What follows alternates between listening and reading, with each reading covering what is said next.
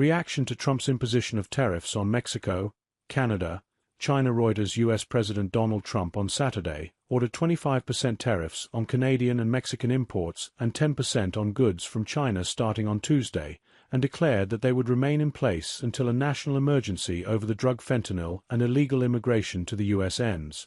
Following is a compilation of reaction to the development. Ontario Premier Doug Ford. Canada now has no choice but to hit back and hit back hard. As Premier of Ontario, the federal government has my full support for a strong and forceful response that matches U.S. tariffs dollar for dollar. Canada has so much of what America needs: high-grade nickel and other critical minerals, energy and electricity, uranium, potash, aluminum. We need to maximize our points of leverage and use them to maximum effect. The federal government needs to also pursue every legal route to challenge these unfair, unjustified, and illegal tariffs. Canadian Chamber of Commerce.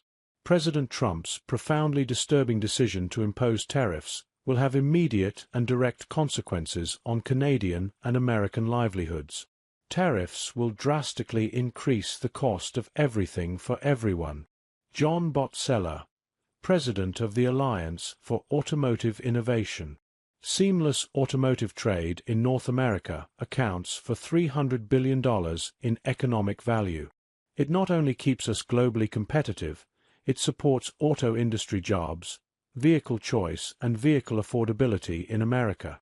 We look forward to working with the administration on solutions that achieve the President's goals and preserve a healthy, competitive auto industry in America. David McCall, President of the United Steel Workers Union.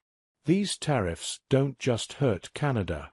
They threaten the stability of industries on both sides of the border. Matteo Servals, Principal Latin America Analyst for eMarketer. The 25% tariff on Mexico threatened to upend 3 decades of trade integration, dampening retail growth and adding pressure on businesses. Mexico's retail sales were expected to take a huge hit, growing just 3.3% this year instead of the 4.5% growth projected. For Claudia Sheinbaum, managing this economic rift will be one of the biggest tests of her presidency, as she balances the interests of Mexico's key industries and consumers. Unifer, the largest private sector union in Canada representing Detroit 3 auto workers. Canada must hit back hard and fast as Trump declares economic war on Canadian workers. Chet Thompson, CEO of the American Fuel and Petrochemical Manufacturers.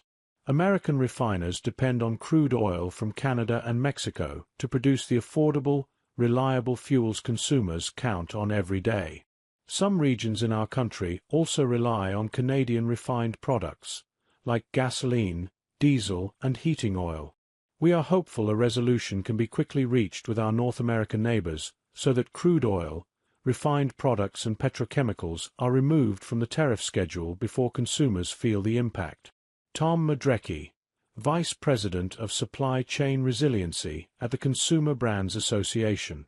As the country's largest domestic manufacturing sector by employment, supporting more than 22 million American jobs and contributing $2.5 trillion to the U.S. GDP, the consumer packaged goods industry supports a strategic America First trade policy that protects American jobs and keeps food, beverage, household, and personal care products affordable.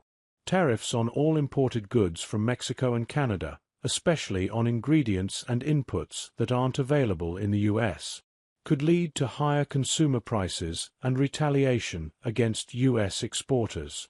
Despite sourcing the vast majority of ingredients and inputs from U.S. farms, CPG companies depend on global supply chains for certain imports due to unique growing conditions and other limiting factors around the world. We urge leaders in Mexico and Canada to work with President Trump to protect consumers' access to affordable products and remove tariffs that could contribute to grocery inflation.